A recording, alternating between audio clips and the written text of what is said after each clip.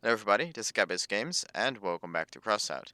And today I'm going to show you guys the Imp and Fidget real raw stats.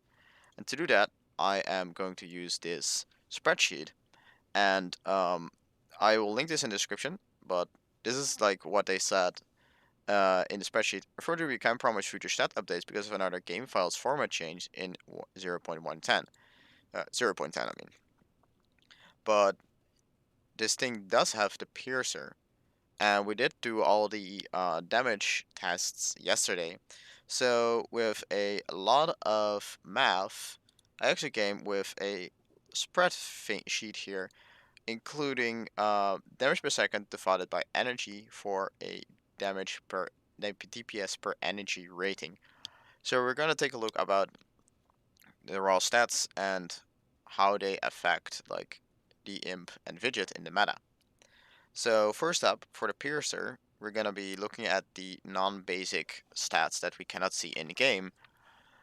So it deals 280 knockback and 600 recoil, and the imp and fidget won't be very different in that.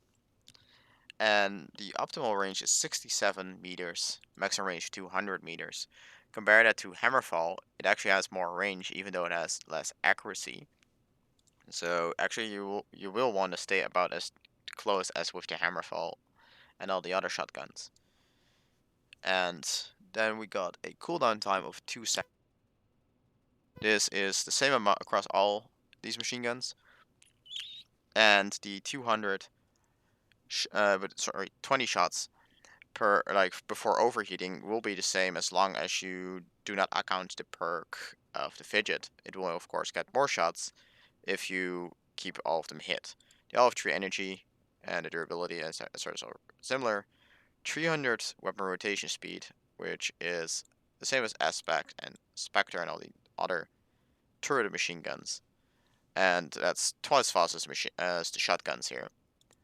So the fire rate is 600, which is rated the same as equalizers, which is kind of interesting.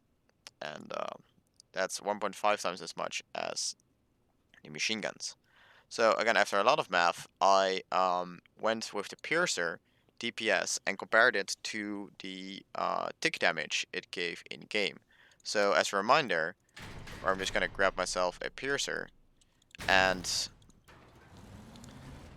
maybe drive close enough.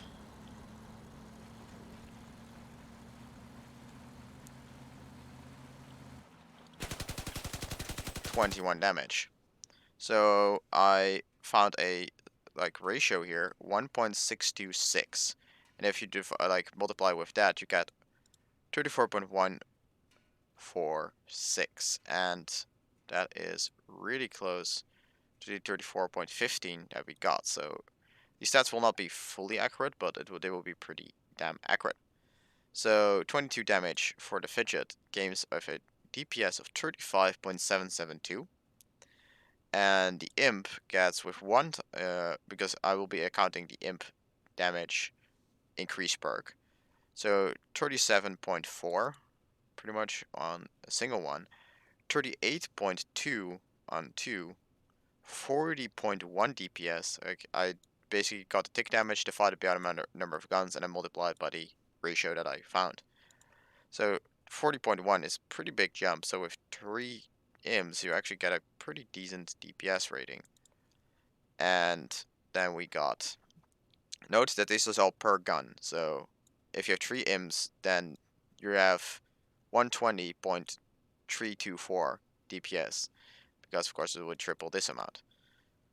And with 4 imps, 42.276, 5 imps, 43.902. And if we subtract those numbers by the number of energy points they use, they all use 3, you come at 11.4 damage per DPS per energy on the piercer, 11.9 on the fidget, and 12.5 until 14.6 on the imps. And we're going to compare those to all of these guns.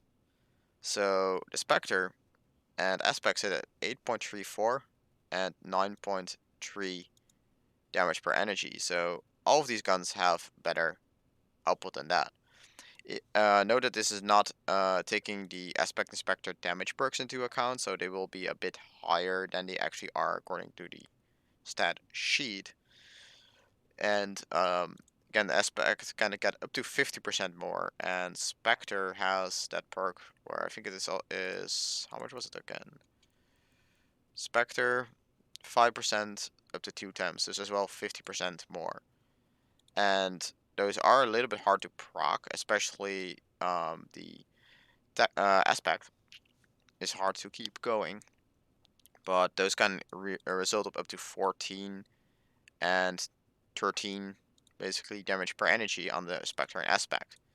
And if that if you take that into consideration, if you're really good, then even with 5 imps, you will not out damage good aspect and specters. Like you really have to get 4 or 5, and then of course you will have an easier time because you do not really have to manage your heat quite as much as you can do with the spectre and aspect.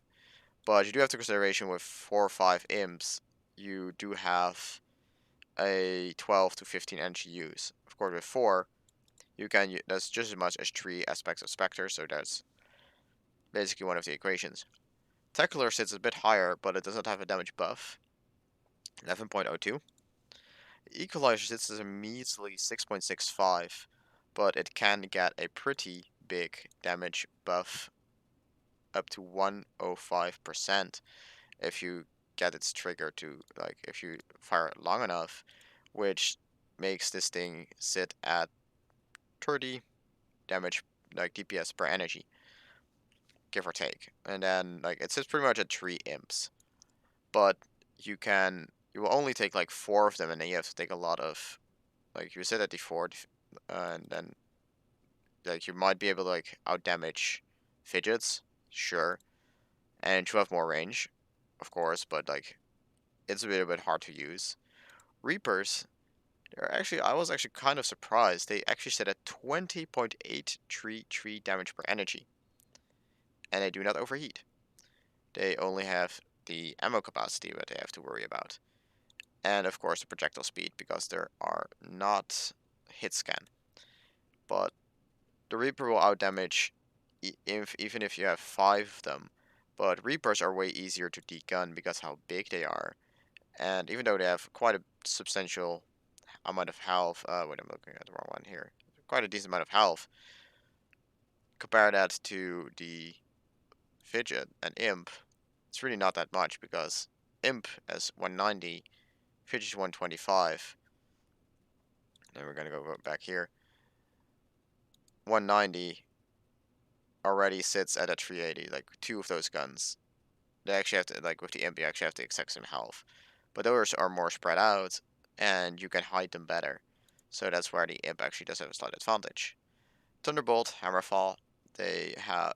Thunderbolt is actually kind of interesting in that it actually has more damage output per energy point than the Hammerfall. Just by a measly bit, but overall, I think triple Thunderbolt actually, because of this, might actually be better than double Hammerfall. And you have a better DPS, you will be using 12 energy, which is pretty much the optimum in high tier. You don't really want to use more. You have a good amount of energy to add a cloak, radar detector, engine, and you are not forced per se to use Apollo and go to 60 energy. Then we got Retcher, sitting at 10.288. It is an explosive weapon, so it has area damage and etc. Draco is pretty high, 80.6, but that will hit the junkbow, fafnir, and nidhogg. They, especially the fafnir and nidhogg, they straight up out damage the imps and fidgets. And especially the fafnir versus fidget, that's a pretty big difference. 15.2 damage per energy. It might be big and bulky, the fafnir, especially compared to the junkbow, which you can hide pretty easily. The actual almost 2 full points of damage per second per energy is actually quite a bit. And it actually translates basically to 4 DPS more from Junkbow to Fafnir. Synthesis, Prometheus, and Helios are although like those are the most insane guns. If you can practice these properly, you can do a shit ton of damage. It does not take the Helios damage perk into consideration. That's why it actually is lower in raw damage output, because the Helios can deal an additional damage if all projectiles of the volley hit the target. And I don't think we actually have the raw stats on how much that is. No, it does not have any annotations here. So don't know how much that is, but it does deal a considerable amount of extra damage. And with those, actually the synth Prometheus Helios are still considered one of the best guns overall in the game, even though they're annoying to use and they do not have a very great range. They have sit at 200 meters maximum range, 150 optimal range. But taking all these stat cards, I'm interested in 4 to 5 imps in terms of like damage per second per energy. I'm actually kind of interested in those, especially compared to the shotguns, because the shotguns, like, sure, you might not be accurate at all with the imps at very close quarters compared to the shotguns. The shotguns will be more accurate, so they will be better at stripping. But if you can somehow either like wedge or somehow otherwise get to the cabin easier, the imps will shred faster than the shotguns. They're more of a killing weapon than a degun weapon, which also kind of makes them more interesting for raids, because those are of course always have exposed cabins on the AI. And overall, it's just like quite an interesting discovery, like how much the DPS per energy of up to 5 imps like can become. And I would love to hear you guys like what your thoughts is on all of this. That said, I don't really have any more to say for this, other than that the porcupine is pretty much straight up broken with 30 damage per second per energy and an additional pretty much 2.33 damage per second per energy from the barrel itself. How much does it need? Like, of course you can shoot the barrels in their face, make them explode, but it's a bit overkill. And at the same time, porcupines have been so weak for so long, they kind of deserve to be almost meta. But yeah, I hope you guys enjoyed watching, and I'll catch you guys all later. See ya!